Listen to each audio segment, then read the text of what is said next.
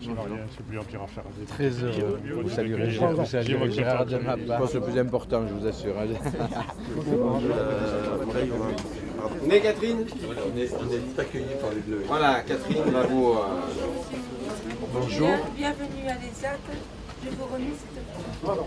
Mais merci Catherine. Je peux vous appeler Catherine. Bon.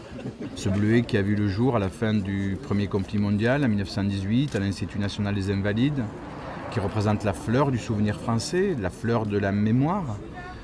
Ça me semblait un peu incongru, c'est le moins qu'on puisse dire, que ça soit fabriqué hors de notre territoire national. C'était le cas.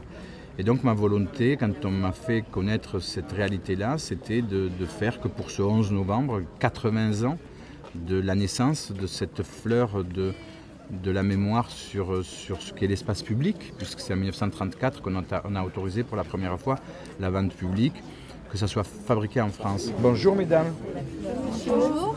Du travail, donc on est effectivement sur le montage. Vous savez, pour le 11 novembre, il faudra que tout soit prêt, quoi. Oui. Voilà. Si j'avais un message à lancer aujourd'hui, c'est que ce bleuet de France soit vraiment la fleur nationale, au-delà même du centenaire, au-delà même des 80 ans du bleuet. Comme le font nos amis anglo-saxons, j'ai eu l'occasion à maintes reprises de me déplacer dans les pays anglo-saxons, en Grande-Bretagne, en Australie, en Nouvelle-Zélande. C'est porté avec beaucoup de fierté par les responsables politiques, par les élus, par le monde associatif, par les sportifs. Et je me dis que cette fleur, l'une des deux seules fleurs qui continue à repousser sur les champs de bataille, puisqu'il y avait le coquelicot, le poppies, tel que exprimé par nos amis anglo-saxons, et le bleuet, je dirais que ça serait tellement bien qu'on puisse, autour de cette mémoire commune, porter le bleuet plus souvent que ce qu'on le fait, et aussi régulièrement qu'il faudrait le faire, au moins dans le cadre des cérémonies nationales qui existent.